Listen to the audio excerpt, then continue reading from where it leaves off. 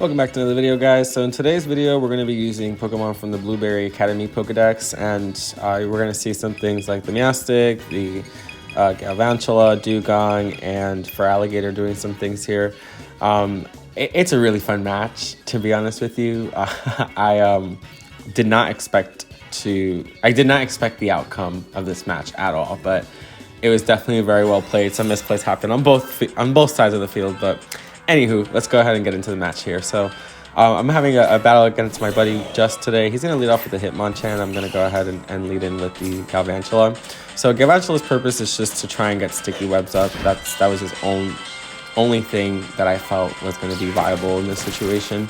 Just because looking at my opponent's team, he really doesn't do that much damage to the mons that he has. So he does end up going for the fake out first turn. I get my sticky webs up. He punches me in the face with an ice fist, and I get frozen on turn one. So that really didn't matter though, because he was going to end up just mock punching me, and that would have killed me on the next turn either way if I was frozen or not. So I'm going to go into the Dugong here and switch my ice type to a water type Terra, just because I don't really have anything against this Hitmonchan, so I figured I can go for the Alluring Voice here, take it out, and I'm thinking he may switch out because he may want to preserve it for a fake out priority, just because that's a really good revenge kill if someone's low on HP and they just want a quick priority move to stop them from doing whatever and get some chip damage. But he ends up keeping him in, and I went for the Snowscape so I can get my Ice Body and activate the heals, but he ends up staying and using Drain Punch and getting his health back. So now Alluring Voice isn't going to do enough to take him out, and I go for the Blizzard here since it's going to be my strongest stab move. I could have gone for the Hydro Pump, but I didn't want to miss, so I figured might as well go for the next best thing that has 100% guaranteed accuracy in the snow, where Blizzard would typically only have 70%, but with Snowscape, it will always hit. And maybe I could have gotten the freeze considering I got frozen, but anyway, so I'm going to go into the Swalot here, and I named him Pianta after the little Marrow Sunshine palm tree dudes, and he's even a grass Terra. So if I hadn't terrestrialized the Dugong, I would have been able to show you that it literally looks just like it. But anyway, so I'm gonna go ahead and take this thing out with a Sludge Bomb, and my main purpose with Swalot is just to get Thunder Waves up if I'm not able to get my Sticky Webs, which I was able to successfully get the Sticky Web.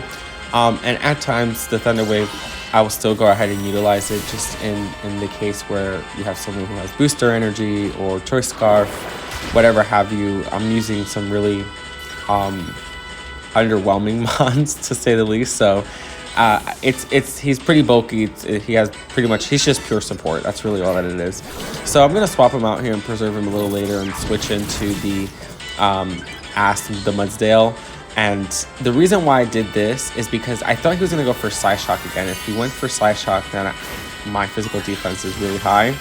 But he didn't. He ended up going for Tri-Attack, which did a hefty chunk of damage, and he's going to end up terrestrializing to effectively get adaptability on Crack, because he already has adaptability, but he's going to get an even greater boost with the same type Terra, which doesn't quite take me out, and I used Rest. I had a feeling that he would have potentially Terra'd, or regardless, the next attack would have gotten me in range for another one to kill. So I want to be at full HP here so I can use my Body Press, and then I know that the obvious play next would be the Superior, and I really wanted to bring out the Superior so I can try and deal with it early on. And I knew he wouldn't bring in the Incineroar because, considering I have Body Press, he's not going to want to take a Body Press with me being at +2. So his only option is Superior. So he's going to bring in the Superior. I'm going to swap out from the Mudsdale and switch into a Mon that can handle the Superior better, because Superior gets extremely out of hand really quickly when he starts to Leaf Storm. And I think my best option here is going to set up Light Screen with my Meowstic. So I want to try and take out the Swalot here and get a free switch in. So that was the main reason why I switched into Swalot, just so that way my Meowstic doesn't get hit and activate the eject button. So once I go ahead and use my Light Screen, well, rather I fake out first just to see what this thing's working with. Sometimes it'll be leftovers, or it may have a different item altogether, but it does have the leftovers, and I wanted to use Fake Out to try and get a little chip on there. And I go for the light screen. He ends up going for Substitute here. Doesn't end up hitting me, so I have to stay in. I can't activate my eject button and get a pivot. So I decided to just go for Psychic in hopes that I can go ahead and get some damage off and break the Substitute. And I end up dodging the Leaf Storm, which was pretty clutch.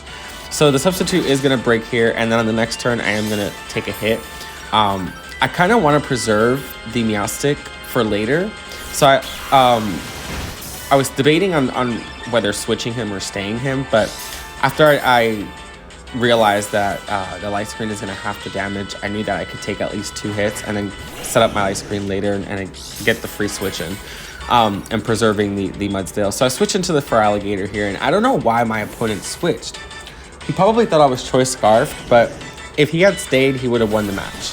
So this is where he had the advantage the whole game, and then I turned it around with getting my Dragon Dances up. But before I do that, I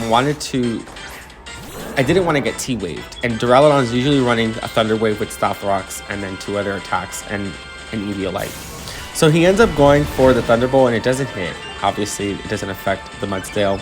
Goes for the Draco Meteor, and his special attack is now dropped and reduced, and I was able to get some significant damage off on the Duraludon with the Body Press. So then I'm going to switch to Feraligatr. Know that I can take a Flash Cannon here, since he was at -2, and I can't take another Thunderbolt. So I'm going to Dragon Dance. And then after I Dragon Dance, I'm going to use the Scale Shot so I can be at +2 speed. Then I can outspeed the Superior, because the Superior will get a +1 bonus due to Contrary, even though I have Sticky Webs up. And now what this will allow me to do is outspeed him. I'll effectively be Scarfed at that point. I needed to get the +5 hits here, though, or I would have died. So it was such a gamble, because I have the rolling dice on the Feraligatr. But it only guarantees 4 hits. It doesn't guarantee the 5th. So I got lucky, got the 5th hit on the Duraludon. And now I'm at +2 speed. And pretty much it's just GG's. Feraligatr's going to sweep here. This was his only play, trying to get the Bullet Punch with my minus defense drop. But I ended up surviving with just enough to take another Bullet Punch and be on red. And he doesn't have any priority. So this would have been a good option to preserve the Hitmonchan for that Fake Out. But either way, this was a really fun match, and I'll let you guys enjoy this Feraligatr sweep, because, man, it's been so long since we've seen him back in the game, and his textures are just so clean, dude. But thank you guys for watching. I'm going to do a walkthrough, a playthrough of Scarlet and Violet from beginning to end with DLCs, so that way we kind of get the feel of what a full game would have felt like initially. So tune in for that next time, and thank you guys for watching. Bye!